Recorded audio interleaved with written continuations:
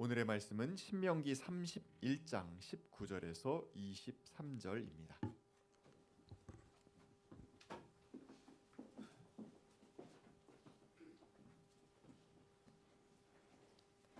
이제 이 노래를 적어서 이스라엘 백성에게 가르쳐 부르게 하여라.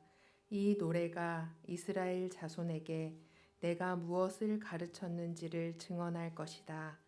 내가 그들의 조상에게 맹세한 젖과 꿀이 흐르는 땅에 그들을 인도하여 들인 뒤에 그들이 살이 찌도록 배불리 먹으면 눈을 돌려 다른 신들을 섬기며 나를 업신여기고 나와 세운 언약을 깨뜨릴 것이다. 그리하여 그들이 온갖 재앙과 환난을 당하게 될 것이다. 그러나 사람들이 이 노래를 부르는 한 이 노래가 그들을 일깨워주는 증언이 될 것이다. 비록 내가 아직 약속한 땅으로 그들을 인도하기 전이지만 지금 그들이 품고 있는 생각이 무엇인지를 나는 알고 있다. 그 날에 모세는 이 노래를 적어 이스라엘 백성에게 가르쳐 주었다. 주님께서 눈의 아들 여호수아에게 말씀하셨다. 너는 이스라엘 자손을 인도하여 내가 그들에게 약속한 땅으로 들어갈 것이니 마음을 강하게 먹고 용기를 내어라. 내가 너와 함께 있겠다. 찬양 감사합니다. 진정 우리 모두가 주의 얼굴 뵙기를 간절히 소망합니다. 부활하신 주님의 은혜와 평강이 여러분과 함께 하시기를 기원합니다. 어제 권산 집사님, 김세영 성도님 결혼식에 다녀왔습니다.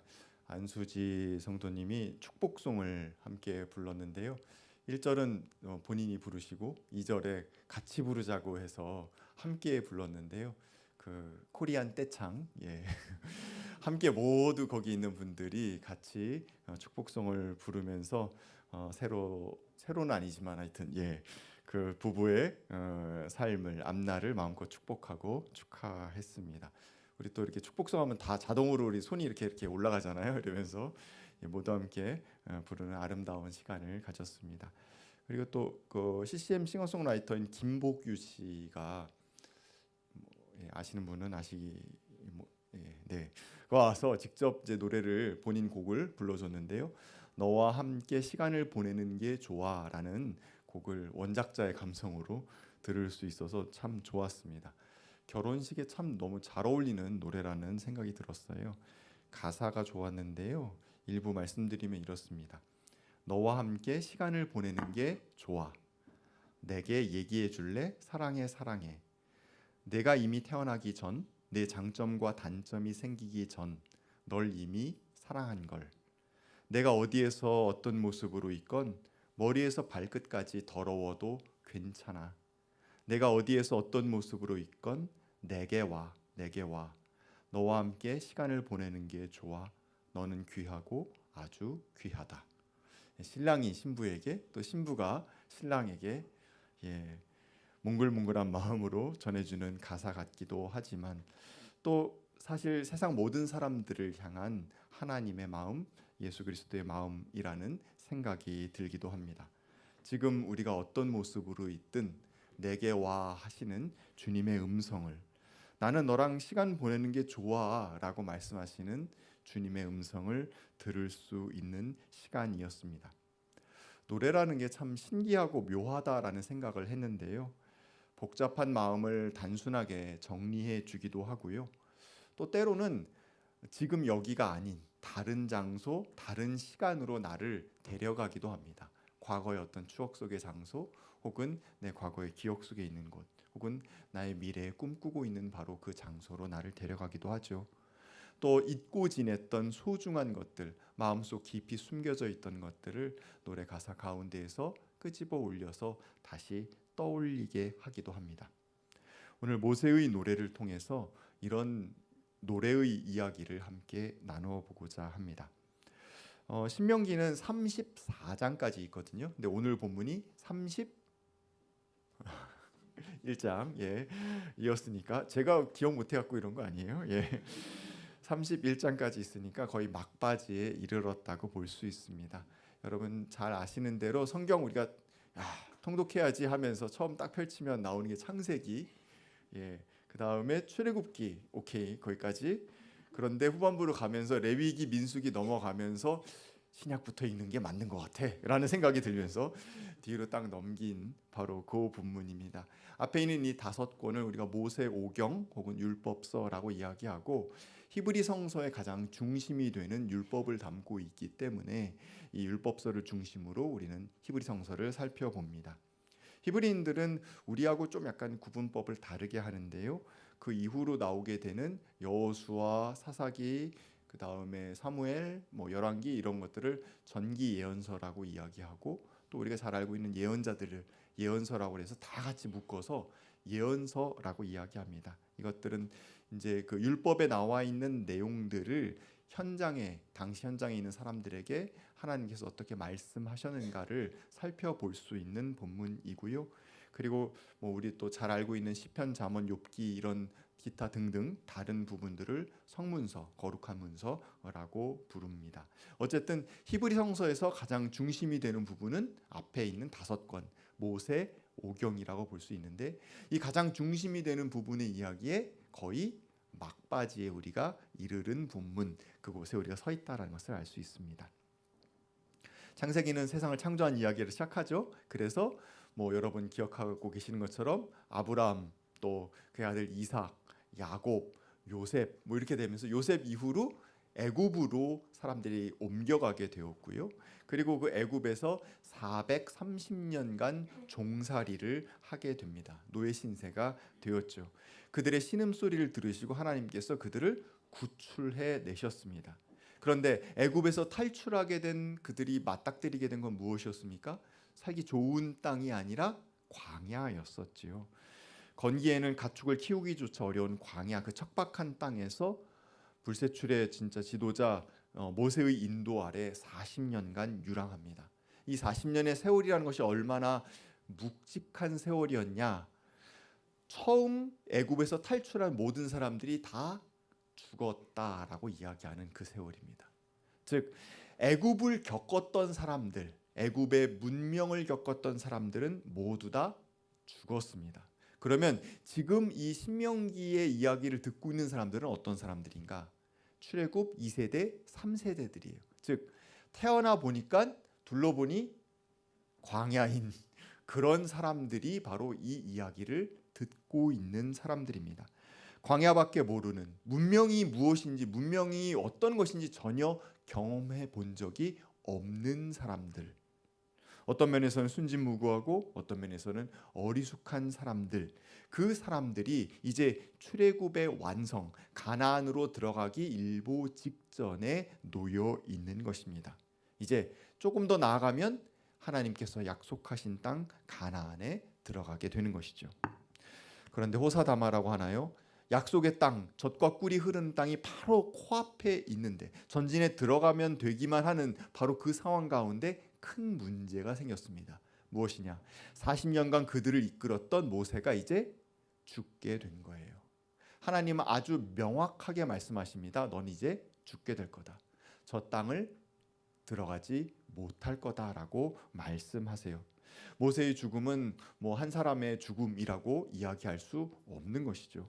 40년간 유일한 지도력, 그것을 그 민족은 잃게 된 상황입니다. 그냥 광야에서 어느 날 그랬다면 그나마 충격이 덜했을 거예요. 왜냐하면 어제 살았던 것처럼 오늘도 살고 내일도 살면 되니까. 지도자가 없지만 그렇게 어떻게 저렇게 꾸려나갈 수 있을 테니까. 그런데 지금은 어떤 시기입니까? 이제 광야 시절을 마치고 문명이란 것에 대해서 한 번도 체험해 본 적이 없는 광야에서 태어난 출애굽 2세대, 3세대들이 문명의 세계, 가나안의 세계로 들어가려고 하는 바로 그 목전인 것입니다. 이렇게 변화의 큰 변곡점 가운데 지도자를 잃었다라는 것은 그들에게 있어서 크나큰 위기요 두려움이라고 이야기할 수밖에 없습니다. 매일매일 어제도 둘러봐도 하늘 아니면은 모래, 그리고 그 가끔 있는 여러 잡목들, 이런 것밖에 없는 그 광야에서 어제도 그렇게 살고 오늘도 그렇게 살고 내일도 그렇게 살 줄 알았던 사람들이 이제 전혀 다른 환경 가운데로 강제로 들어가야 되는 시점에 놓인 것입니다. 이 위기의 상황 가운데에서 하나님께서는 모세와 여호수아를 부르십니다. 따로 부르세요. 둘만 따로 불러서 이제 모세는 곧 죽게 될 거다라는 것을 분명하게 밝히시고 이후에 어떤 일들이 벌어질지 말씀하세요. 이스라엘 민족은 가나안에 잘 들어가게 될 것이지만 그들이 한 번도 먹어본 적이 없었던 문명의 독을 실컷 마시고 나서 하나님과 맺은 언약을 깨뜨리고 하나님을 배반하게 될 것이다. 너희들이 하나님을 배반하니까 나도 너희에게 얼굴을 돌릴 것이다 라고 말씀하세요. 언약 당사자 둘 양자 간에 하나님과 이스라엘 민족이 모두 다 서로에게서 얼굴을 돌리게 될 것이다 라는 것이 미래의 모습이라고 말씀하고 계신 것입니다. 그러면 끝난 거죠. 그러나 잘 아시다시피 끝이라고 끝이 아닌 우리 하나님은 끝이 없으신 분이십니다. 모세에게 이 위기의 상황 가운데에서 마지막 지시, 죽기 전 모세가 감당해야 할 마지막 지시를 내리십니다. 그것이 오늘 19절 말씀입니다. 이제 이 노래를 적어서 이스라엘 백성에게 가르쳐 부르게 하여라. 이 노래가 이스라엘 백성에게 내가 무엇을 가르쳤는지를 증언할 것이다. 21절에 사람들이 이 노래를 부르는 한 그들이 얼마나 엇나갔던, 그들이 어떤 배신을 하든, 그들이 어떤 환경 속에 있든지 간에 이 노래가 그들을 일깨워주는 증언이 될 것이다 라고 말씀하십니다. 이스라엘 민족에게 율법이 없습니까? 아니요, 있습니다. 그들은 출애굽하자마자 시내산에서 율법을 받았고 율법과 약속을 했습니다. 율법을 가지고 약속했습니다. 광야 40년 세월을 지내면서 이제 모압 평야에서 다시 한번 율법으로 약속했습니다. 그리고 하나님 모세도 마지막 당부를 남깁니다. 매 7년마다 안식년이 끝나고 난 다음 초막절에 백성 모두가 모여서 그 율법을 낭독하고 들어야 한다라고 이야기합니다. 근데 그것은 7년에 한 번인 일이고요. 그게 아니라 매일매일 불러야 할 노래가 있다라고 그 노래를 지어서 백성들에게 가르치게 하라고 하나님께서 모세에게 명령 내리신 것입니다. 하나님은 노래의 힘을 알고 계십니다. 사실 노래는 문맹이 많았던 시절 그리고 글로써 무언가를 전달하기 힘겨웠던 시절에 매우 효과적인 전승수단이었습니다. 그리고 선조들의 여러 지혜들을 그 기억을 저장해두는 창고였습니다. 지혜가 선조로부터 후손으로 물려지는 데 있어서 노래는 아주 큰 역할을 했습니다. 이 노래를 통해서 광야 세대는 자신의 몸으로 한 번도 겪어본 적이 없는 그 가나안 땅에 들어갈 준비를 시작하는 것입니다.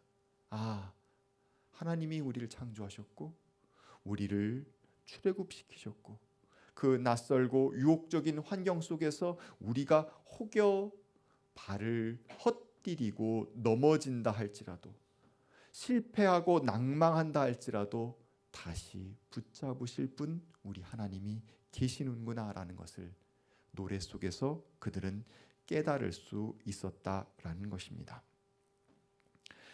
한마디로 이 노래 가운데 여러 이야기들, 여러 내용들이 담겨 있지만 때로 서로 간에 얼굴을 돌리며 얼굴 붉히게 된 이야기도 담겨 있지만 배신의 이야기도 담겨 있지만 이 노래는 심판을 위한 노래가 아니라 하나님 말씀 그대로 위기의 시간 그들을 일깨워주기 위한 하나님의 선물입니다. 모세의 말 그대로 하나님은 그들을 불쌍히 여기시고 그래서 낫게 하시고 그래서 살게 하시는 분이시기 때문입니다. 우리는 하나님이 신실하시다라고 표현합니다. 신실하다, 약속을 끝까지 지킨다는 거예요. 사실 보통의 약속은 상대방이 어기고 파기하면 그것으로 계약관계는 끝납니다. 그러나 하나님은 그렇지 않으신 분이시다라는 거예요. 고집스럽게 상대방이 약속을 깨도 고집스럽게 그 약속을 이어가기를 원하시는 분, 그분이 우리 하나님이십니다. 성경은 이런 하나님의 기다림을 당신의 이름 때문에라고 표현을 합니다. 당신의 이름 때문에라는 것이 무슨 뜻일까요? 물론 표면적으로 본다면 당신 자신의 명예 때문에라고 표현할 수 있겠습니다. 또는 내 이름에 먹칠하는 게 싫어서라고 표현할 수도 있고, 다른 신들이 의스대는 거 싫어서라고 표현할 수도 있겠습니다. 하지만 가장 중요한 것은 무엇입니까? 그 이름 때문에라는 것 가운데에는 하나님께서 야훼 하나님 당신의 이름을 걸고 끝까지 약속을 지키시는 신실한 분이시다라는 것을 드러내고 있습니다. 그래서 모세의 노래는 하나님의 한계 없는 노력입니다. 하나님의 끝없는 시도입니다. 사람들을 다시 일으켜서 다시 올바른 길로 인도하기 원하시는 하나님의 애씀입니다. 우리만 애쓰고 있는 것 아니고요. 우리만 노력하고 있는 것 아니에요. 하나님도 애쓰고 노력하고 계십니다.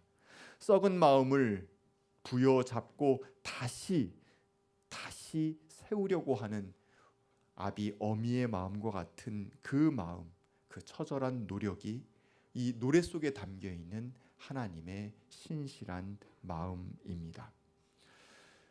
노래 이야기를 계속하다 보니까 이 자리에 하나님과 모세 말고 한 사람이 더 있었다라는 것을 우리는 잊고 있었습니다. 누가 한 명 더 있었나요? 이 이야기가 있을 때, 네, 여호수아가 있었죠. 여호수아의 마음은 어땠을까요? 다 알고 있었을 거예요. 이제 들어가야 되는데 모세는 죽는다고 하고, 그럼 내가 이제 그 역할을 감당해야 되는데 얼마나 무거웠겠습니까? 그래서 뭔가 좀 뚜렷한 혹은 정말 괜찮은 대책을 세우나 하고선 하나님, 모세, 여호수아 3자 대면에서 모였는데 하나님께서 하신 얘기 뭐예요? 노래해 라고 이야기하고 있으니 여호수아는 속이 좀 탔을지도 모르겠습니다. 이제 곧 가나안인데 모세는 죽고 정말 저 땅으로 들어가기는 해야 될 것 같기는 한데 내가 뭘 어째야 하나, 지금 노래나 만들고 노래나 부를 때인가, 이런 마음이 들었을지도 모르겠어요. 그런 여호수아의 마음자리를 하나님께서 이렇게 살펴주십니다. 23절에 너는 이스라엘 자손을 인도하여 내가 그들에게 약속한 땅으로 들어갈 것이니 마음을 강하게 하고 용기를 내어라. 내가 너와 함께 있겠다. 여러 어려움이 있겠지만 하나님께서 다 계획하고 대비하고 있으니 여호수아 너는 그냥 내가 맡은 일, 그것을 감당해라라는 거예요. 마음을 강하게 먹고 용기를 내라고. 뭐 하면서? 노래하면서. 하나님께서 일러주신 노래를 매일매일 부르면서 신실하신 하나님이 나와 함께 하심을 끊임없이 믿고 소망하는 노래를 부르면서, 내가 너와 함께 있다고 약속하신 노래를 부르면서 용기를 내라고 당부하고 계십니다. 출애굽하여 40년 광야 세월을 거치면서 1세대는 모두 다 죽고 세상이 무언지 모르는 천둥벌거숭이 같은 이스라엘 2세대, 3세대가 남아서 대격변기 앞에 서 있습니다. 이제 앞으로 나아갑니다. 장소만 바뀌는 것이 아니라 시대 자체가 바뀌게 될 것입니다. 이 엄중한 시기에 그들은 모세를 잃는 운명에 처했습니다. 걱정과 두려움밖에 없는 그 순간 하나님께서 건네주신 것은 노래입니다.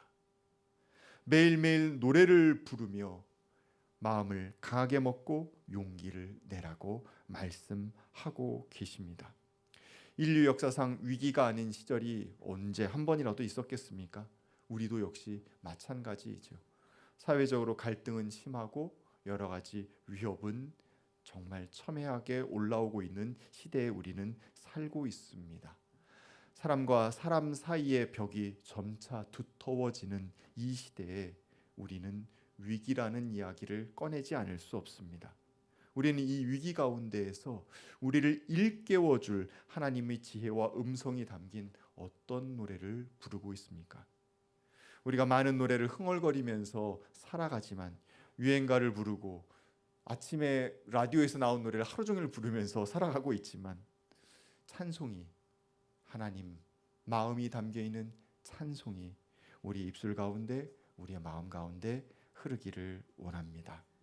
우리가 함께 찬송을 부르고 그 노래의 가사처럼 살아가게 될 때 우리는 주님의 자녀다운 모습, 우리는 주님의 멋진 자녀스러운 모습으로 살아갈 수 있을 것입니다. 노래에는, 우리의 찬송에는 믿음이 있고 내일에 대한 희망이 있고 우리가 살아갈 사랑의 힘이 담겨 있습니다. 우리를 치유하시고 우리를 일으켜 세우시는 주님의 마음이 담겨 있습니다. 감사가 있고 지혜가 있고 기쁨이 있습니다. 우리를 끌어올리는 힘이 있습니다. 찬송이 여러분의 입술 가운데 있기를, 여러분의 마음 가운데 있기를 원합니다. 우리가 그렇게 노래할 때 우리만 고향되는 것이 아닙니다. 이 흥얼거리는 노래 곁에 있는 사람들도 같이 전염됩니다. 여러분, 곁에 있는 사람이 계속 매일매일 불만에 가득 차서 투덜투덜대는 것을 보게 되면 우리 마음이 어떤가요? 무거워지고 힘들어지고 나도 모르게 투덜거리게 됩니다. 그런데 어떤 사람이 내 곁에 있으면서 늘 감사하고 인생의 좋은 면을 찾아내고 삶의 경탄할 만한 것들을 칭송하면서 함께 나누게 된다면 그 사람 옆에서 나도 역시 그리하게 되지요. 우리의 노래가 나를 고양시킬 뿐만 아니라 우리 곁에 있는 사람들도 고양시킬 수 있는 노래가 되기를 원합니다. 그래서 우리의 찬양이 그냥 나와 하나님 사이에 울려 퍼지는 찬양, 나 하나 구하는 찬양이 아니라 내 곁에 있는 사람들의 마음을 구하고 내 곁에 있는 사람들의 삶의 자리에서 그들을 일으킬 수 있는 아름다운 찬양이 되기를 원합니다. 사람들 사이에 벽이 있다라고 한다면 그 벽을 깨트릴 수 있고 하나님의 놀라운 은혜의 기쁨을 나눌 수 있는 찬양이 여러분과 저의 입술에, 우리의 마음에 늘 울려 퍼지기를 간절히 소망합니다. 함께 주신 말씀 두고 거듭의 기도 드리겠습니다.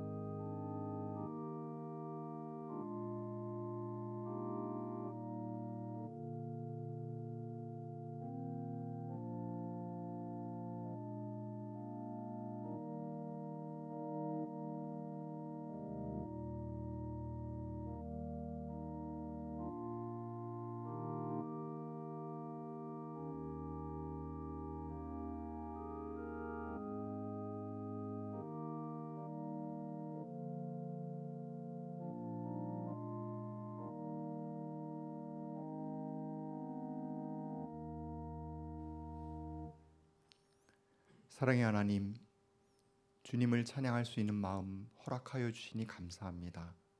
주님, 매일매일의 삶 속에서 주님을 찬양하는 노래를 부르겠습니다. 감사하고 기뻐하며 주님의 사랑이 세상을 덮기를 소망하는 찬양을 부르겠습니다. 이 찬양으로 우리를 일으켜 세워 주시옵시고 이 땅에 있는 사람들을 복되게 하여 주시옵소서. 예수님의 이름으로 기도하였습니다. 아멘.